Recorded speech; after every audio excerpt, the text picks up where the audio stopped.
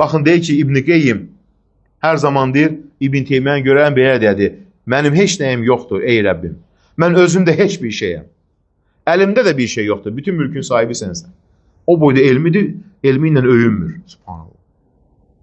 Gör nə deyir? Mən yoxsulam. Bütün ehtiyacımla Rəbbimə yönəlirəm. Mən miskin bir bəndəyəm. Bütün vəziyyətimdə acizəm. Özüm üçün heç bir fayda gətirə bilmərəm. Nə də özümdən zərəri uzaqlaşdıra bilərəm. Allahdan başqa mənə yardım edən yoxdur. Allahdan başqa mənim işimi yoluna qoyan heç kimsə yoxdur. Allahdan başqa sahib olduğum heç bir şey yoxdur. Ondan başqa heç bir yardımcım yoxdur. Ehtiyac mənim üçün daimidir. Yəni, mən onun möhtac quluyam. Heç vaxt məni tərk etməz.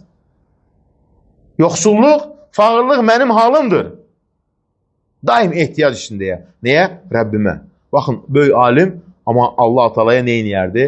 Necə müraciət edərdi? Həccə getdim, həcci deyil, yox.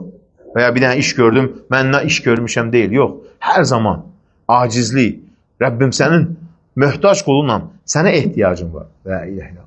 Ona görə mömin həyatı boyu nədir? Belə olmalıdır.